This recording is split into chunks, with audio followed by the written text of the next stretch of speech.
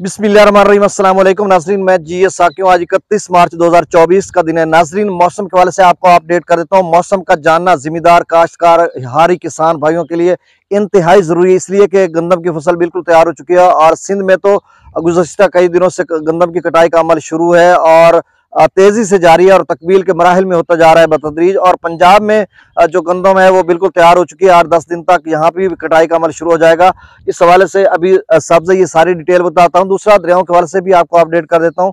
दरियाओं में थोड़ा बहुत पानी है, जैसे कि काबुल दरिया में 50,000 क्यूसेक के करीब है और दीगर दरियाओं में भी पानी की मिकदार में थोड़ा बहुत अब बतदरीज इजाफा होता जाएगा, क्योंकि गर्मियों का सीजन शुरू हो रहा है और बारिश भी होती रहती है और मतलब दरियाओं की रवानी में थोड़ी तेजी आएगी ऐसा ऐसा।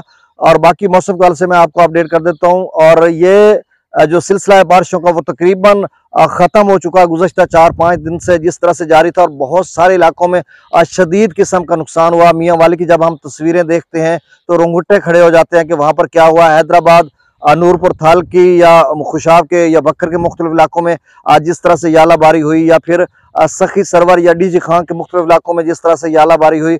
पंजाब के दीगर इलाकों में कबीरवाला की बात करते हैं, चन्नू की बात करते हैं और जंग की, और बहुत सारे इलाके हैं जिसकी पिक्टोरियल जो फॉर्म में चीज़ें हमारे सामने आई, तस्वीरें सामने आई, तो यकीनन काश्तकारों के लिए बहुत बड़ा नुकसान है, सदमा है। उनके इस गम में हम बराबर के शरीक है, क्योंकि पक्की फसल पे जब इस तरह की यालाबारी होती है, ओले पड़ते हैं, तो फिर वो फसल पे ओले नहीं पड़ते, वो किसान के सीने पे ओले पड़ते हैं और मूंग डलने वाली बात होती है। तो बहरहाल अल्लाह ताला आपको सब्र जमील अता फरमाए। और जिनकी फसलें जो बिल्कुल तैयार हैं, अल्लाह ताला आइंदा जिस तरह से बताया जा रहा है, अल्लाह ताला ज़मीनी आसमानी आफात से महफूज रखे।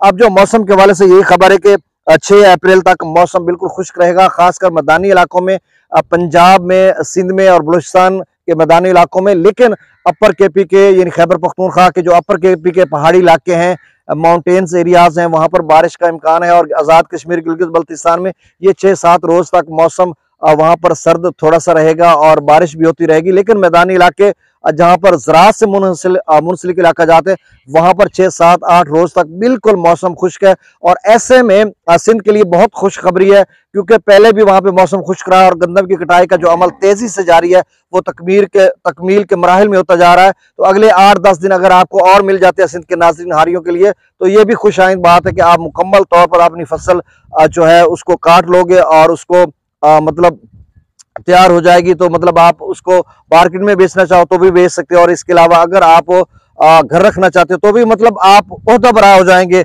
अपने उस काम से जो आपको तफवीज करदा था या आपने खुद लिया, क्योंकि आप खुद जिम्मेदार हैं या आप किसी की कटाई कर रहे हैं। तो इस हवाले से बहरहाल अब पंजाब की नाज़रीन बात करते हैं, तो पंजाब में इस तरह की सूरत हाल है।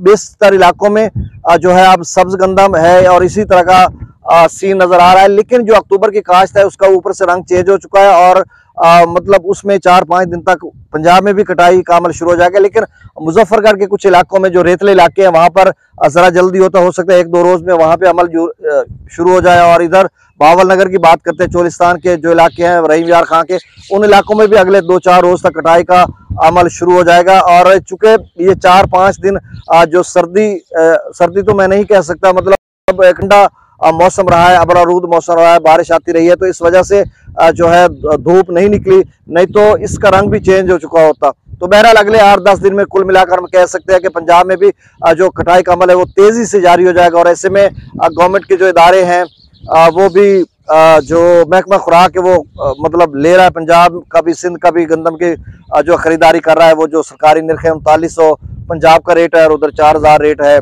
सिंध में और दीगर जो सूबे हैं उनमें भी अगर गंदम है तो उनका मुतलका रेट जो भी होगा। तो अब आप समझ लें कि अगले 4-5 बल्कि 8-10 रोज तक कोई कहीं भी बारिश का इम्कान नहीं है।